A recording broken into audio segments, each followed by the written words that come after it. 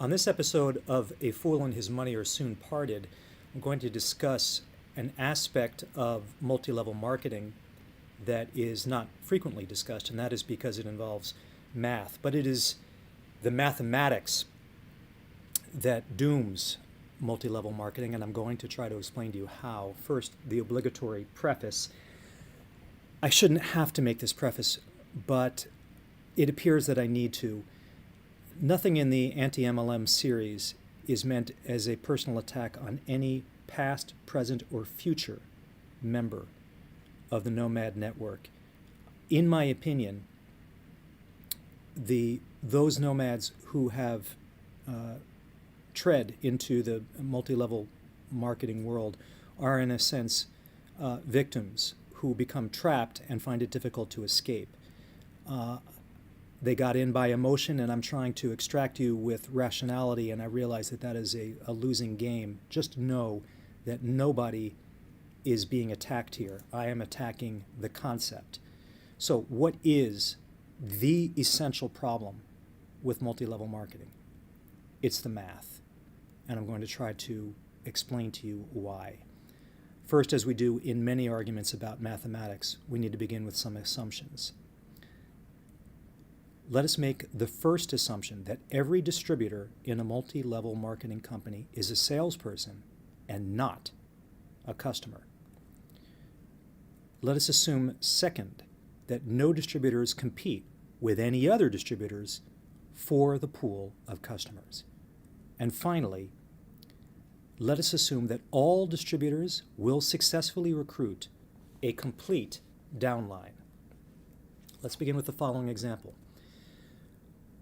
Let us posit an MLM that is requiring you that you only recruit 3 people, 3 other distributors. And on the right here, I have developed a spreadsheet which describes how these numbers will pan out. All right? A distributor needs to only recruit 3 others, and the rest of their activity is sales.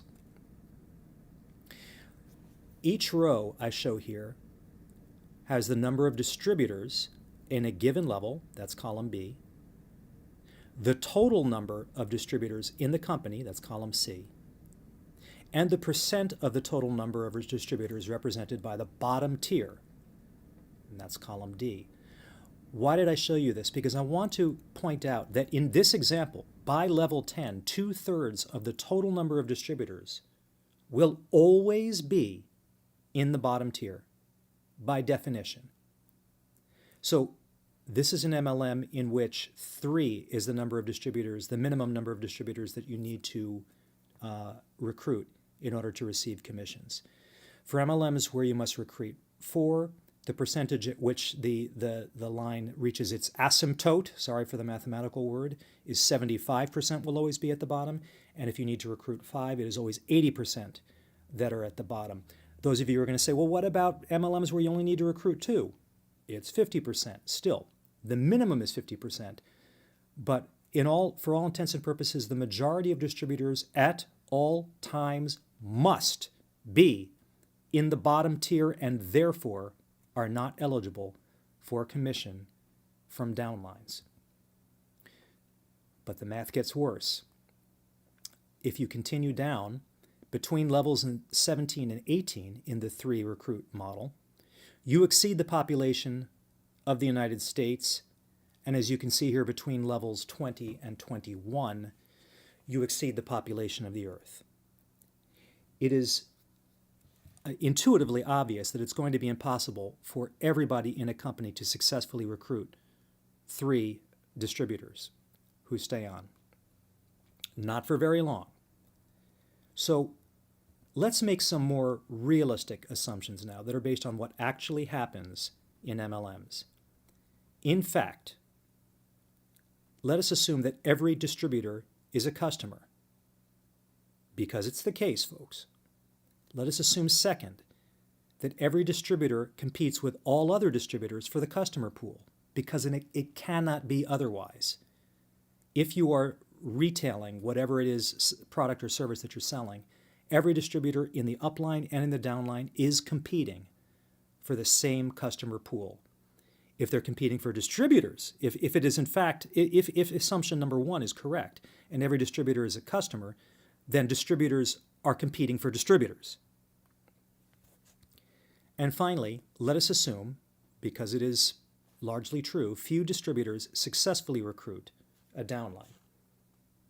And there is another assumption, and that is a minimum 50% churn rate per year. And I'm going to have to define churn rate. Churn rate is also referred to as turnover.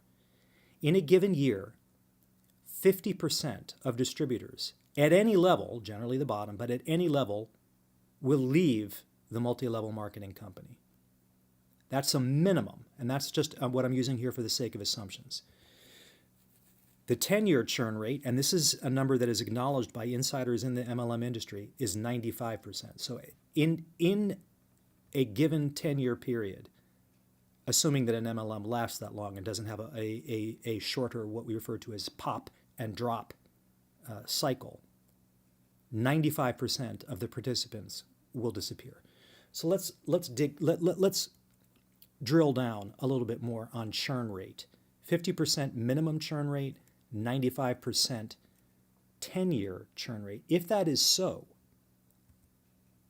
it will be the case that effectively the bottom tier at any moment comprises a minimum of 80% of all distributors. In other words, at any given moment, 80% of the distributors in an MLM will be at the bottom and therefore will be ineligible to earn commissions. So what is the upshot of these assumptions? Because of the churn, any distributor who is still in the company must continue to recruit to replace the lost downline constantly because of 50% one-year churn, which is actually probably closer to 80%. And here's a cold, hard fact. This should not even be considered an assumption. As hard as you work, you, distributor who must recruit, you cannot prevent churn because the empirical data show that it simply isn't happening. It is almost axiomatic that churn is going to happen, and a lot of it in your company. Therefore, the majority of your time will be involved in maintaining your downline by constantly recruiting and replacing those who have been lost to churn. The math requires it. So here's the conclusion. And it's the same conclusion as all of them in this series. You, nomads, your time, your skills, your knowledge, your experience are way too valuable to waste in an MLM.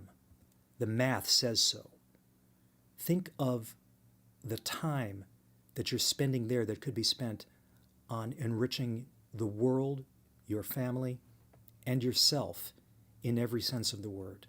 That's all I've got for you today. I'll see you in the next episode.